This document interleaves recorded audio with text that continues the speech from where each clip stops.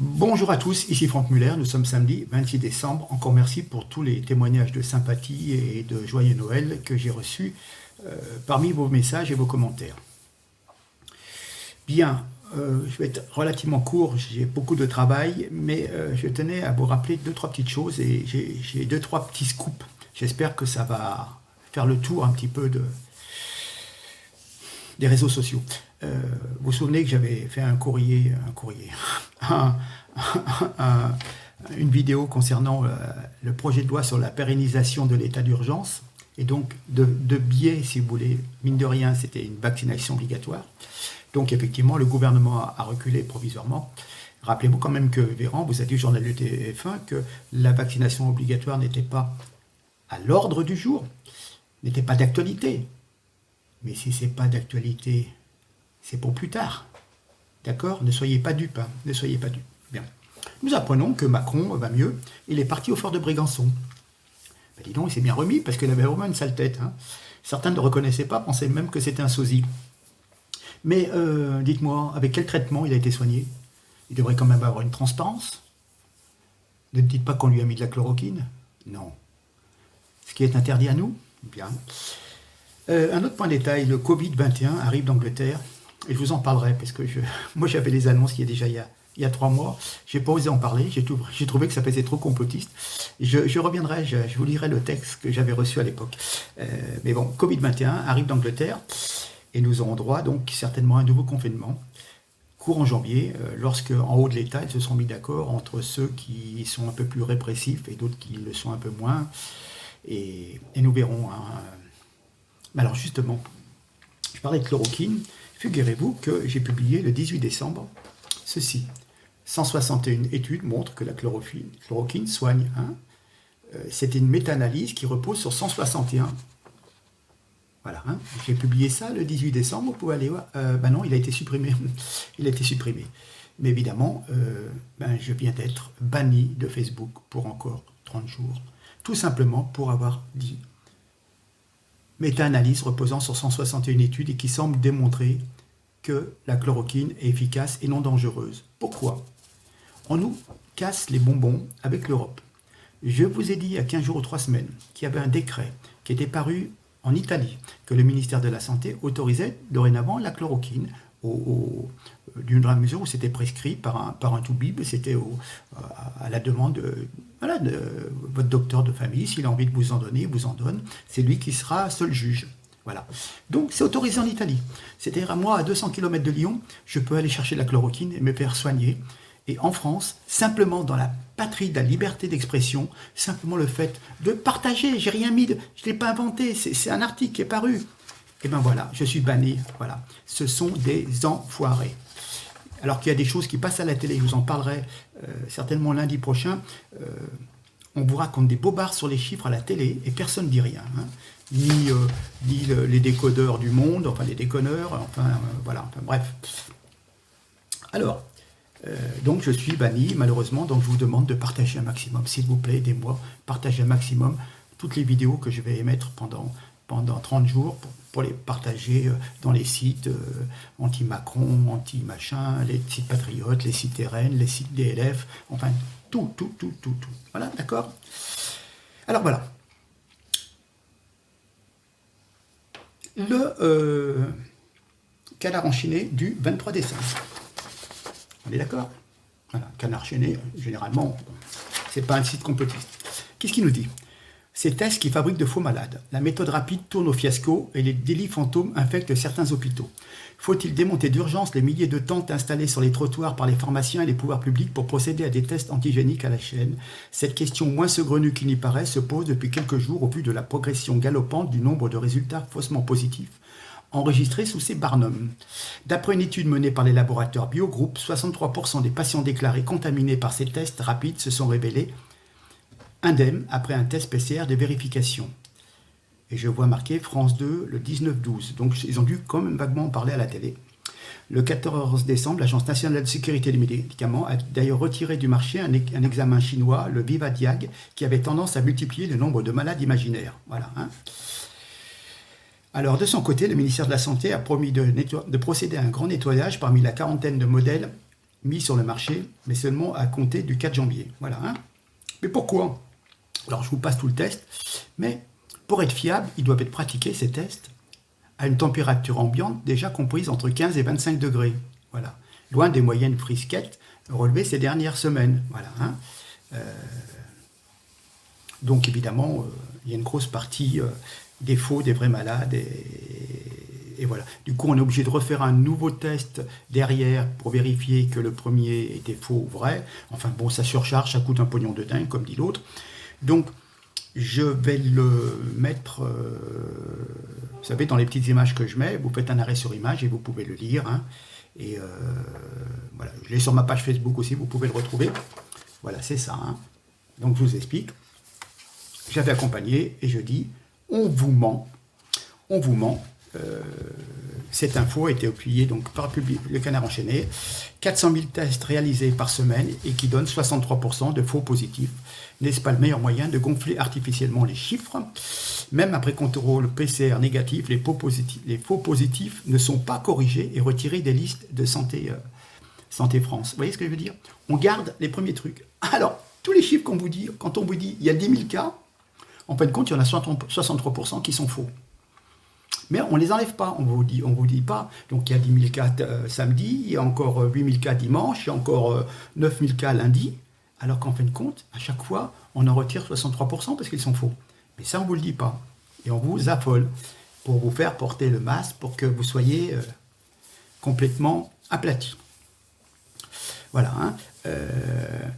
Donc, après contrôle PCR négatif, les faux positifs ne seront pas corrigés et retirés des listes de Santé publique France qui continueront de mentir et de manipuler les statistiques en connaissance de cause.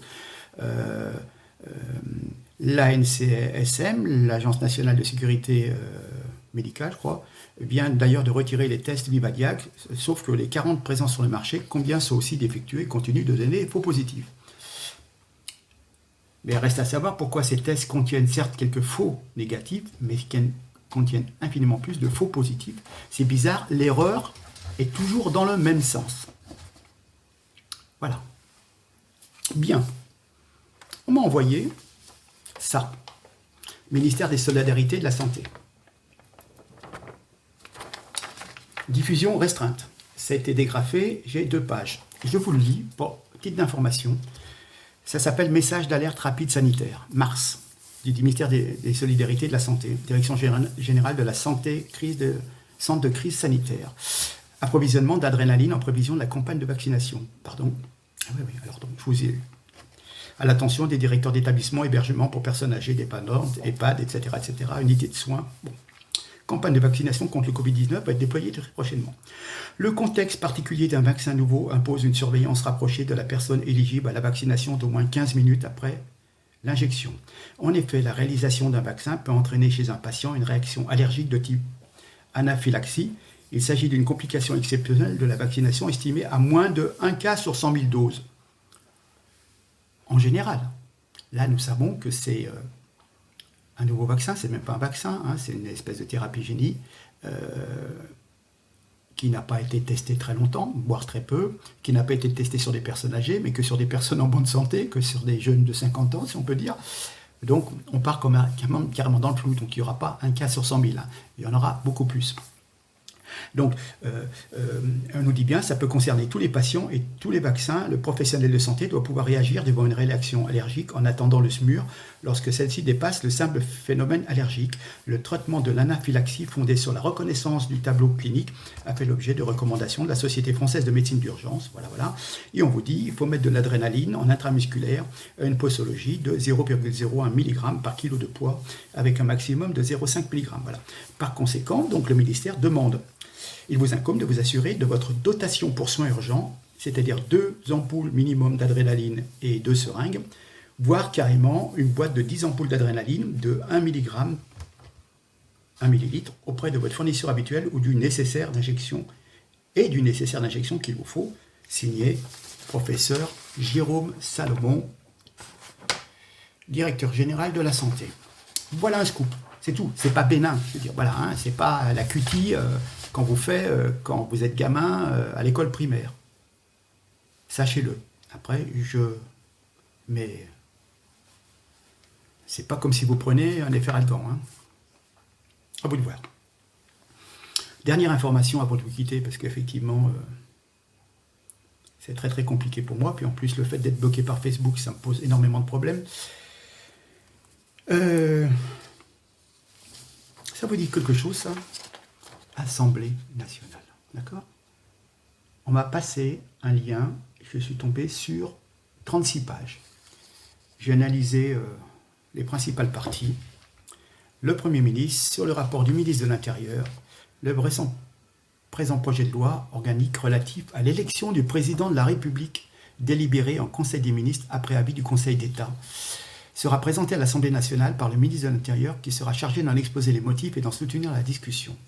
Fait à Paris le 21 décembre. C'est-à-dire qu'ils n'ont pas autre chose à faire que de faire passer des choses très très très très importantes juste avant Noël, pendant que tout le monde pense à acheter du foie gras et du saumon. Hein. Voilà. C'est signé Castex et Darmanin. Voilà. Mais voyons. Et alors, il y a 36 pages. Hein. Je pourrais éventuellement vous mettre le lien. T'as des pages, des alinéas, on reprend l'article de 1962, la Constitution, etc. Mais à un moment, donc, je crois que ça peut être la 8e page, la page numéro 8. Hein. Alors après, il y en a d'autres, si vous voulez vous endormir le soir, vous pouvez lire les 36 pages. Qu'est-ce qu'on vous dit? Après la première phase du 5e alinéa du 2 devenu le 6e alinéa est insérée une phrase ainsi rédigée. Le compte de campagne est déposé par voie dématérialisée au moyen d'un téléservice mis en œuvre par la Commission nationale des comptes de campagne et des financements politiques. Donc tout sera fait pour informatique, pour les différents candidats. Parce qu'il y a peut-être un biais de pouvoir dire on n'a pas tout reçu, votre dossier est incomplet et vos comptes sont refoulés et sont repoussés et du coup on ne vous remboursera pas vos frais, ce qui permet d'éliminer un participant. Une hypothèse. Mais ce n'est pas ça qui m'a alerté. Ensuite, on me dit, cinquièmement, il a rajouté un 6 ainsi rédigé. C'est-à-dire que 6, le nouveau paragraphe 6, les personnes placées en détention provisoire et les détenus purgeant une peine n'entraînant pas une incapacité électorale qui sont incarcérés dans un établissement pénitentiaire situé sur le territoire de la République peuvent, s'ils sont inscrits sur une liste électorale, voter par correspondance sous pli fermé à l'élection du président de la République dans des conditions permettant de respecter le caractère secret et personnel du vote, la sincérité du scrutin ainsi que la sécurité et la sûreté des personnes concernées. Sauf dans le cas où ils sont inscrits sur une liste électorale en application du 3 de l'article L12.1 du Code électoral, ils doivent effectuer une démarche à cette fin auprès de l'administration pénitentiaire. Donc il sera institué une commission électorale chargée de veiller au caractère personnel et secret du vote par correspondance et à la régularité et à la sincérité des opérations de vote. Cette commission a pour but d'établir une liste des électeurs admis à voter par correspondance qui constitue la liste d'émargement et de procéder au recensement des votes. La liste des électeurs admis à voter par correspondance n'est pas communicable. Ah bon, on ne peut pas contrôler? Ah, tiens. Donc évidemment, ceux qui auront voté par correspondance ne peuvent pas voter à l'urne ni par procuration, voilà, hein, sauf s'ils sont libérés avant les élections, c'est leur période de détention, enfin, voilà. Hein. C'est un article qui est rajouté à la Constitution. C'est pas anodin quand même. Puis ils vous font ça juste au mois de décembre, pendant que vous avez... Alors, il n'y a pas autre chose à faire. Hein. Il y a une crise sanitaire, il y a des dizaines et des dizaines de milliers de malades. Mais non, tout ce qu'ils veulent, c'est modifier la Constitution pour qu'il y ait du vote. Comme aux États-Unis, rappelez-vous que 90% des votes par correspondance étaient pour Biden. Comme c'est étrange. Hein.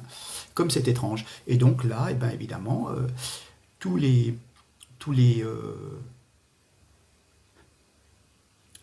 prisonniers, hein, toutes les personnes qui ont des peines, bien sûr, pour voter pour qui?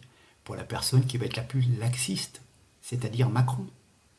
Ils ne vont pas voter pour Marine Le Pen qui va dire, je ne sais pas moi, tous les violeurs, il faut qu'ils aient au moins 10 ans ou 15 ans de prison, et où on va expulser les étrangers ou ceux qui ont la double nationalité.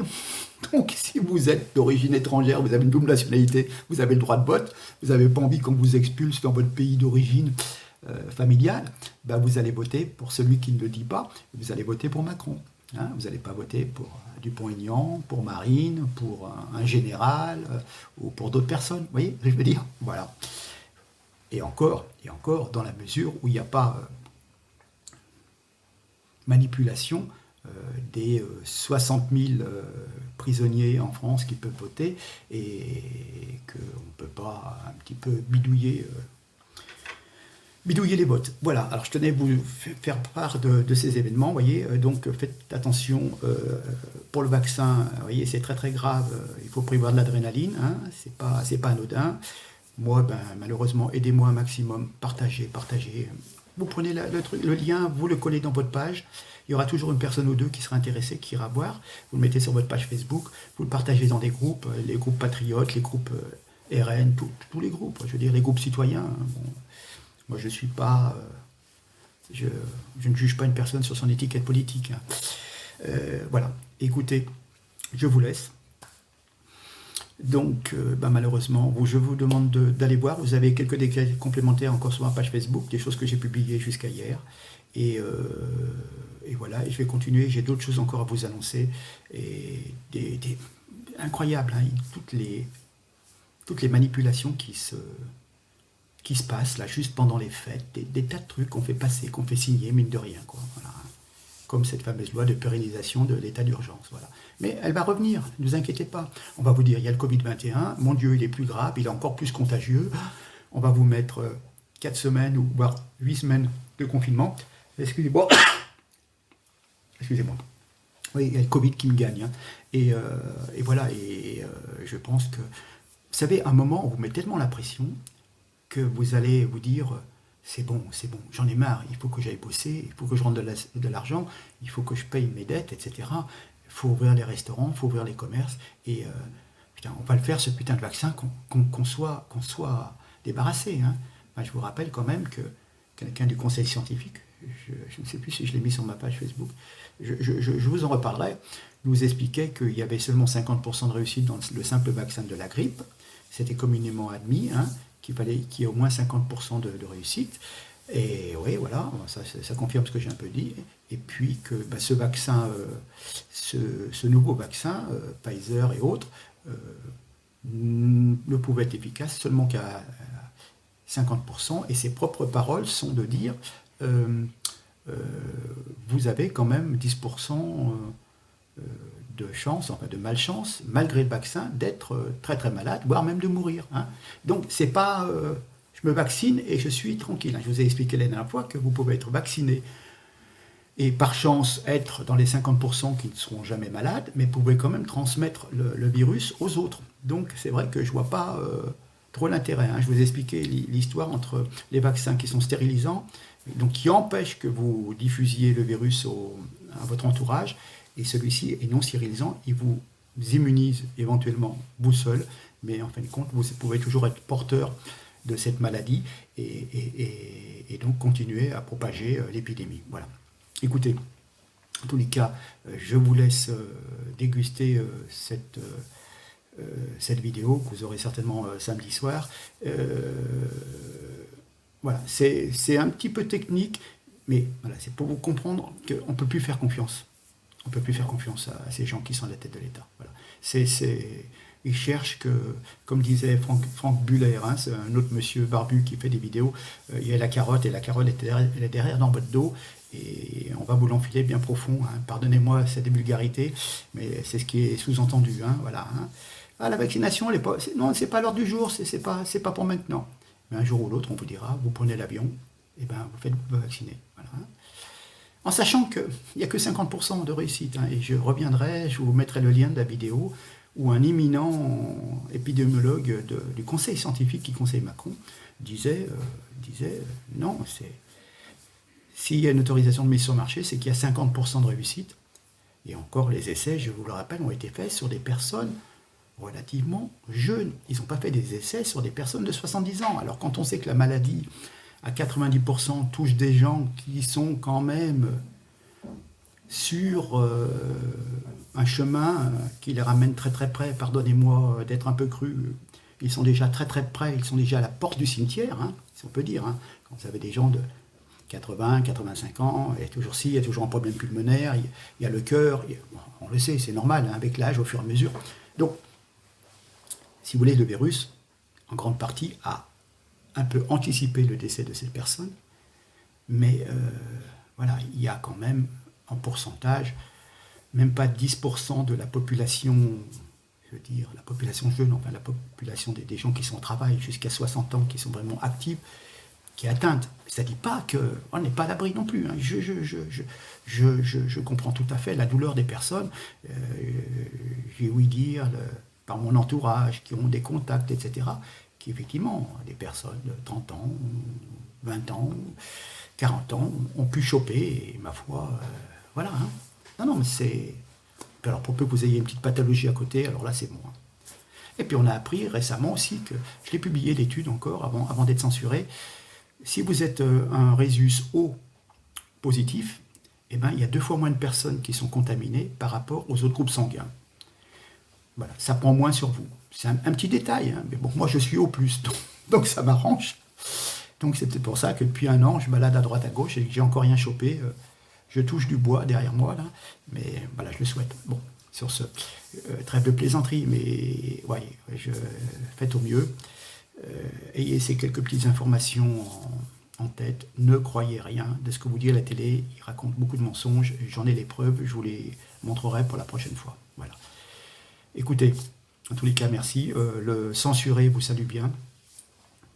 Terminez bien ce week-end prolongé de Noël. Profitez de vos amis, de votre famille, avec prudence. Et puis, je vous dis certainement lundi. D'accord ? Merci en tous les cas de votre écoute et à bientôt. Au revoir.